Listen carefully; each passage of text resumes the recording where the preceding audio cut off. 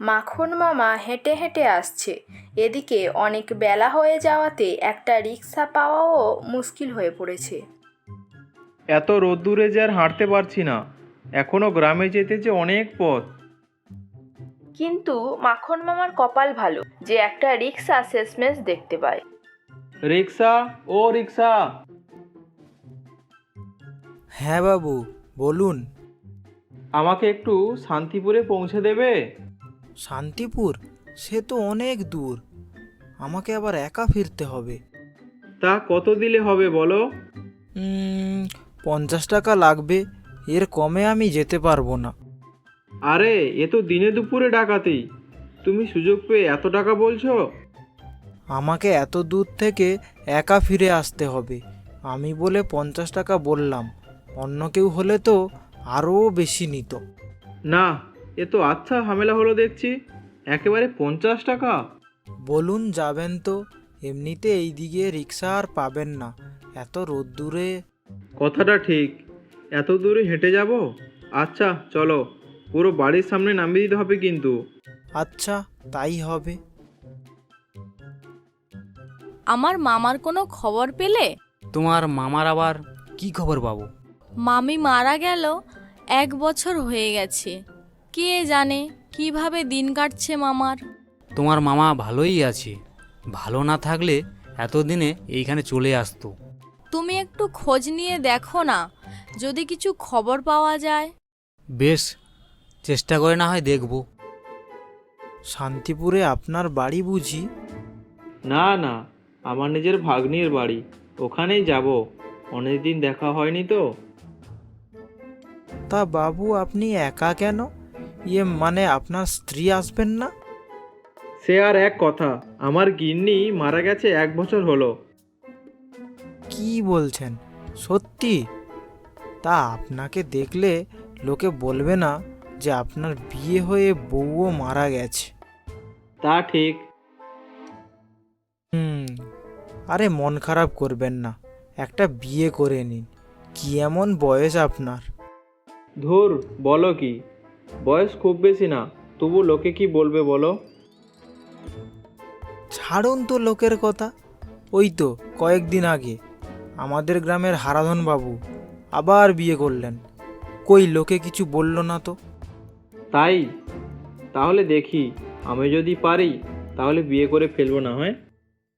কই, আরে চলো তাড়াতাড়ি, অনেক বেলা হয়ে গেল।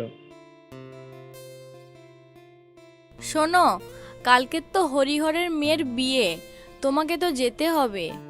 হ্যাঁ, কালকে যাব। কিন্তু কিসের কিন্তু? কিন্তু খালি হাতে? মানে বলছিলাম যে কিছু উপহার নিয়ে যেতে হতো। তুমি আবার উপহার দিতে যাবে কেন? হ্যাঁ, তুমি যাই বলো, অন্যদিকে হারানের বউ আর হারান নাকি শুনলাম দামি কিছু উপহার নিয়ে যাবে কালকে। তাই নাকি? হ্যাঁ। তবে তুমিও না হয় ভালো কিছু কিনে নিয়ে আসবে আজ। কালকের আমিও দেখব কার উপহার সেরা হয়। আচ্ছা, আমিও আসছি তবে। এরপর বিকাশ বেরিয়ে যায় আর দেখে মাখন মামা রিক্সায় চেপে আসছে। এ কি, মাখন মামা এই সময়? যা, আবার খরচ। কি খবর বিকাশ? এই যে ভালোই আছি, আর কতদিন থাকবো জানি না। তা ভালো ভালো। আর আমার ভাগ্নি মানে শিউলিমা কেমন আছে? ওই তো, বাড়িতে গিয়ে না হয় তুমি নিজেই জিজ্ঞাসা করে নিও। আচ্ছা চলো চলো। না, আর বাজারে উপহার আনতে টাকা খরচ করে লাভ নেই। এবার এমনিতে আমার যে কত টাকা বের হবে ঠিক নেই। মামা ও বিকাশ ঘরে প্রবেশ করে। কি রে, কেমন আছিস শিউলিমা? মামা, তুমি কখন এলে? আরে এই তো সবেই এলাম। তা তুমি আসবে, একটু খবরও তো দিতে পারতে। আমি শুধু শুধু চিন্তা করছি। আর চিন্তা নেই, আমি চলে এসেছি। তা মামা সব ঠিক আছে, কিন্তু মামি চলে যাওয়াতে আমাদেরও খুব কষ্ট পেতে হয়েছে। একবারও তো মামিকে নিয়ে এলে না আমাদের বাড়িতে। তোমাদের আর কষ্ট পেতে হবে না। আর যদি বেশি কষ্ট মনে হয়, আমি না হয় তোমাদের জন্য বিয়ে করে আবার নতুন মামি নিয়ে আসবো। সে কি বলেন কি মামা? আরে হ্যাঁ রে, শিউলিমা বুঝলি এখন আমার বয়স কত এমন নাকি? মামার মনে হয় বিয়ের শখ হয়েছে, নয়তো পাগল হয়ে গেছে। আচ্ছা মামা, তুমি রোদে পড়ে এসেছো, বিশ্রাম করো। আর তুমি বাজারে যাচ্ছিলে, যাও যাও, আর দেরি করো না, বাজার আনো যাও। এই মাখন মামা হঠাৎ করে চলে এলো, তারপর আবার বিয়ের স্বপ্ন দেখছি। কি যে করি, কতদিন থাকবে আর কি যে তালগোল করবে কে জানে।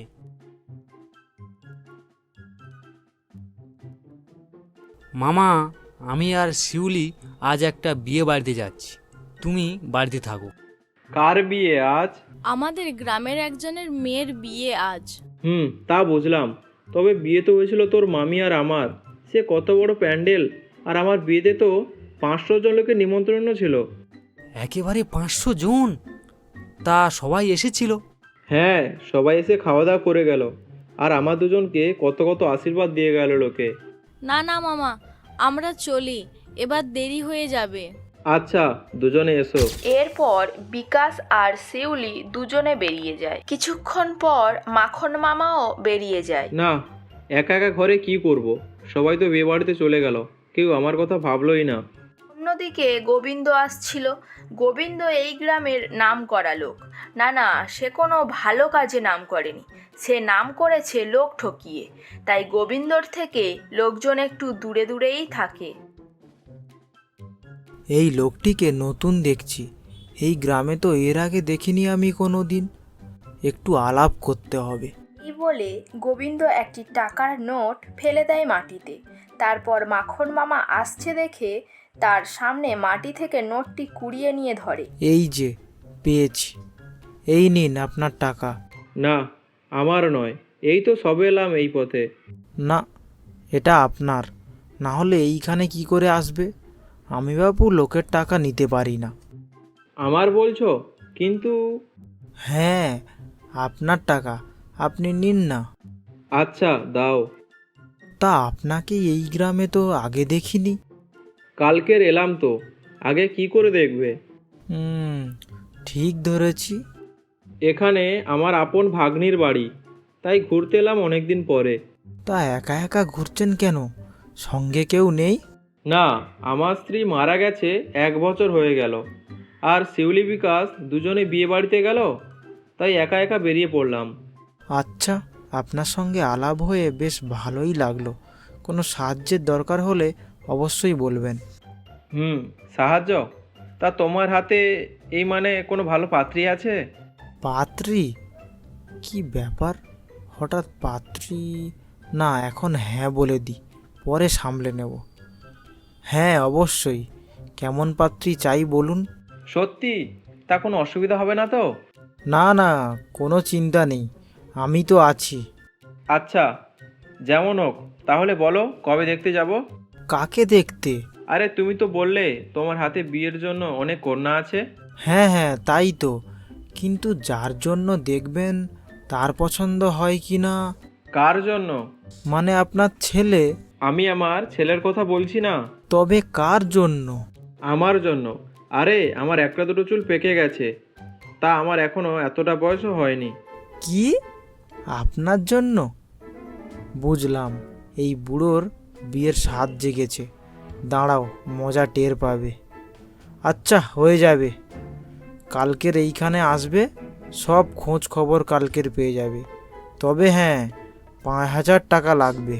কেন কেন 5,000 কেন? তা আমি যে এই বিয়েটার জন্য এত কিছু করছি, এটা আমার দক্ষিণা মনে করুন। তা বলে একেবারে 5,000 টাকা?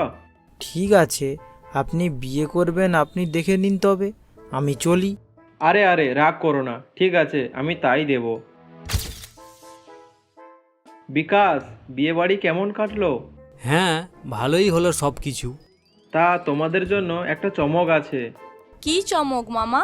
না, তা এখন বলবো না, অপেক্ষা করো, সব জানতে পারবে। না, এই মামা আবার কি চমক দেবে, কে জানে কি যে সব হচ্ছে। বিয়ে করে একেবারে দুজনকে চমকে দেব, এই কিনা আমার বয়স। পরদিন মাখন মামা 5,000 টাকা নিয়ে চলেছে গোবিন্দর কাছে। কই, টাকা এনেছো? হ্যাঁ এই তো, তবে আমার যে খবর চাই। খবর ভালো, একজন ভালো পাত্রী পেয়েছি তোমার জন্য। বলো কি, তার নাম কি? এই রে, নাম জানতে চাইছে, কি বলি? যাই হোক, কিছু একটা বলে দিই এখন। কি হলো, নাম কি বলবে তো? মালতী। মালতী? বাহ, কি সুন্দর নাম। তা মেয়েকে আজ দেখে এলাম, খুব সুন্দর দেখতে, আর বড় বাড়ির মেয়ে, আর অন্য কেউ নেই, বাবার একমাত্র কন্যা। তুমি বিয়ে করলে সব তোমার হবে। বলো কি, তা পাত্রী রাজি তো? রাজি, কিন্তু আবার কিন্তু কিসের? না, আর একজনও আপনার মতো আমাকে বিয়ের সম্বন্ধ দেখতে বলেছিল, তারও ওই মেয়েকেই পছন্দ। না না, তা কি করে হয়? আমি বিয়ে করব মালতীকে। আচ্ছা, তোমার সাথেই বিয়ে দেব, কিন্তু অন্যদিকে ওই মেয়েকে বিয়ে করার জন্য আমাকে যে 10,000 টাকা পর্যন্ত দিতে রাজি। 10,000 টাকা? আরে আমারও তো চালাতে হবে, আর এমনিতে বিয়ে করলে সব সম্পত্তি তো তোমার হবে তখন। হ্যাঁ তা ঠিক, তা ঠিক। দেখো, 10,000 টাকা আরও লাগবে, দিতে পারলে বলো, না হয় অন্যদিকে লোক একদম বসে আছে। না না, আমি দেব। বেশ, কালকে তবে এইখানে টাকা নিয়ে আসবে। 10,000 টাকা তো আমার কাছে নেই। কি করি কি করি? পেয়েছি, বাড়িতে আজ। এরপর মামা সেই দিন বিকাশের আলমারি থেকে 10,000 টাকা বের করে নেয় ও গোবিন্দকে দিয়ে দেয়। গোবিন্দ, টাকা তো পুরোই দিলাম, কিন্তু কোনো কিন্তু নয়, কালকের সকালে আমি আপনার বাড়িতে মেয়ে ও মেয়ের বাবাকে নিয়ে পৌঁছে যাব। বাহ, তাহলে তো আর কোনো চিন্তাই রইল না। এর পর দিন বিকাশ দেখে যে বাড়িতে টাকা নেই। এ কি, এইখানে টাকা রেখেছিলাম, কোথায় গেল? কেন, টাকা নেই? না, পুরো 10,000 টাকা নেই। এই রে, এবার কি হবে? তার চেয়ে বলেই দিই। আসলে টাকাটা আমিই নিয়েছি। আপনি নিয়েছেন কেন? আসলে আমার একটু দরকার ছিল, দিয়ে দেব, ও নিয়ে চিন্তা করো না। না না মামা, এটা ঠিক করেননি। তাছাড়া আপনার কি দরকার ছিল?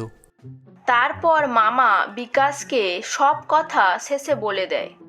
সে কি, আপনি গোবিন্দর ফাঁদে পা দিয়েছেন? গেল গেল, সব টাকা গেল। কেন কেন, কি হলো? ওই গোবিন্দ, ওটা একটা ঠকবাজ। বলো কি?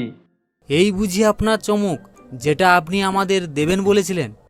মামা আর বিকাশ গোটা গ্রামে গিয়ে খোঁজে দেখে, কিন্তু গোবিন্দকে আর পায় না।